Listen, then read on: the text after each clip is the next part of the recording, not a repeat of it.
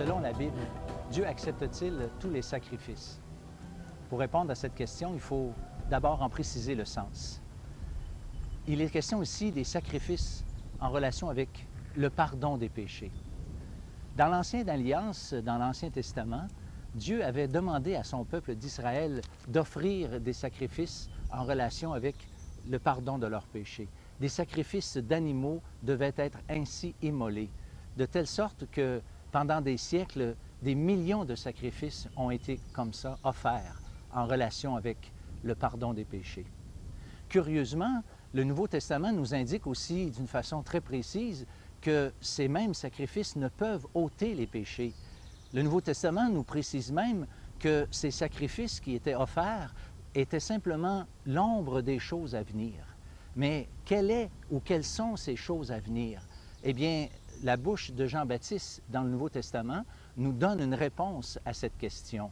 C'est lui qui a dit, lorsqu'il a vu venir Jésus à lui, « Voici l'agneau de Dieu qui ôte le péché du monde. » Voyez-vous, c'était lui, Jésus, l'agneau, pas un agneau, mais l'agneau de Dieu. Lui, le seul et unique sacrifice, l'agneau de Dieu qui venait mourir et immoler, donner sa vie pour la rançon de nos péchés. Voici d'ailleurs un texte extrêmement clair du Nouveau Testament qui nous montre ce contraste incroyable qu'il y a entre, d'une part, ces millions de sacrifices d'animaux offerts dans l'Ancien Testament et le seul, l'unique sacrifice de Jésus-Christ offert sur la croix. Et tandis que tout sacrificateur fait chaque jour le service et offre souvent les mêmes sacrifices qui ne peuvent jamais ôter les péchés, lui, après avoir offert un seul sacrifice pour les péchés, s'est assis pour toujours à la droite de Dieu. Car il est impossible que le sang des taureaux et des boucs ôte le péché. Voyez-vous, ce texte nous dit clairement que le seul sacrifice qui soit convenable pour Dieu en relation avec le pardon de nos péchés est le sacrifice du Seigneur Jésus mourant à la croix, donnant sa vie en rançon pour le péché.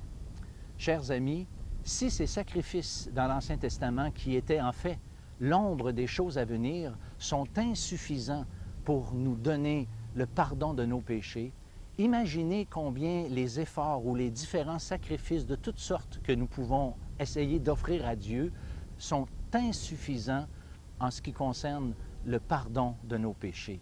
Non, le seul sacrifice qui soit acceptable, c'est le sacrifice que le Christ a offert sur la croix pour chacun d'entre nous.